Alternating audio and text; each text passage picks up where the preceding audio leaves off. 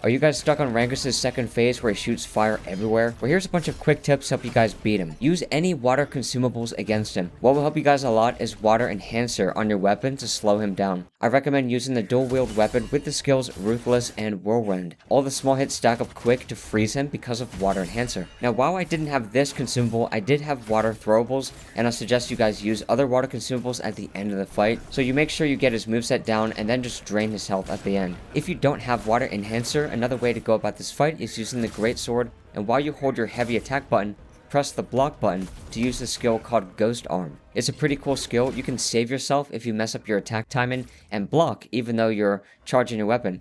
You actually do damage to bosses when just brink guarding, although it's not much. I wish it did more. This strategy is all about asking yourself, do you let your sword go and get a nice heavy hit, or block? If you get the timing down for this, you could go about it this way, although it's a slower method. Or you can unlock the armor breaker skill, so every time you block, you quickly counterattack by pressing the light attack button. If you know you have time, then press your heavy attack button and you'll do a stab move with another skill called Heart Piercer. The greatsword may work for you guys, which is why I wanted to mention what I tried against him, but I find this weapon harder to use because of its slow speed. How I ended up beating him is this build here. Use the dual wield weapon, unlock these skills, Ruthless and Whirlwind. Do them when you stun him from brink guards, Gale, Gale Scar, and Gale Smash. This inflicts injured status on enemies, which stacks up doing more damage. When you want to explode the amount you've stacked, hold your heavy attack button, and this is a great way to just get passive damage done on them as you're doing other attacks. Flash Cutter, which takes away all damage he does in a move.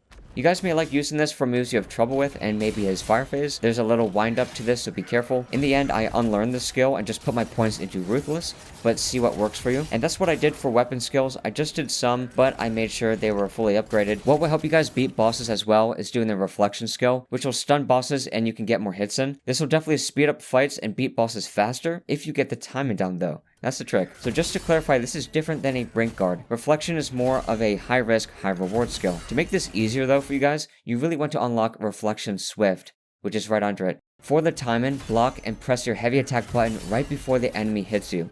Think about hitting their weapon with yours, or block right when the enemy brings their weapon over their shoulder as they're attacking. That last one is actually what helps me. So right after it's going over their shoulder, that's when I do it. These are hard to time, but if you get them, they're really satisfying, and if you're good with this skill, it'll really help you in all your boss fights, because you can stun bosses so much with this. So consider trying this in your strategy.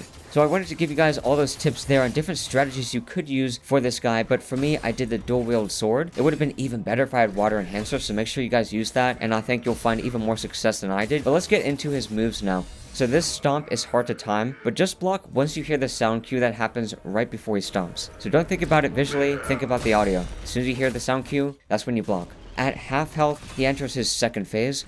I'll be honest guys, this phase is horrible. He's one of my least favorite bosses in the game. You'll see him fire up his weapon, then dodge when he explodes the floor. When this phase starts, pop a fire resistance elixir as soon as possible, and fire cleanse potion on standby. When he holds it up in the air, a spiral move follows, run behind him, and you can evade all the fire. If you get good placement here, you can get around all of it, and that's a good time for Ruthless. And at the end, he'll jump up and slam the ground. When you see him swirl his weapon around, get back. Get far away because he does a huge AoE attack.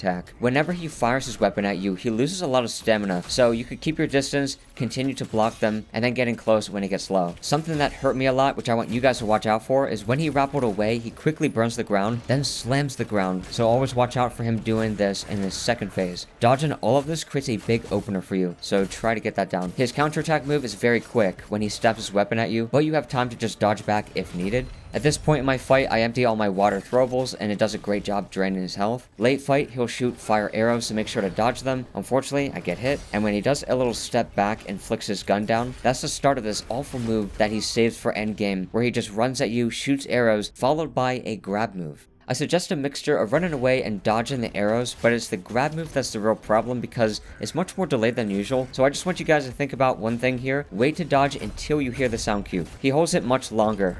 then other bosses would hold their grab move. Then once you hear the grab sound, dodge. And at this point, I don't have any more water throwables, but I suggest you guys use other ones for endgame to stack up on them and just throw them all at him at the end, because he's definitely a boss you want to keep your distance with, especially with all the fire. And I'll let the rest of this fight play out. More tips for you guys is make use of Vitality Sphere, just get that stamina up, Spirit Shards, so you can use Willpower Orbs since they regenerate health, or another option is to fill most of your active consumables with throwables. So forget about all the other stuff. I would highly suggest keeping the Fire Resistance and Fire Cleanse potion on, but you could stack up the rest on throwables. I really hope all these tips helps you guys and you just beat him. His second phase was completely unenjoyable for me, so hopefully you guys beat him up and move on to other bosses that are more fun. Comment any tips you have for others to help them out. Let me know how these tips go for you. And to help others, please drop a like and comment so this vid shows up for more people, and subscribe for more bosses, which can all be found in my first Beserker Khazan playlist down below. Thanks for watching.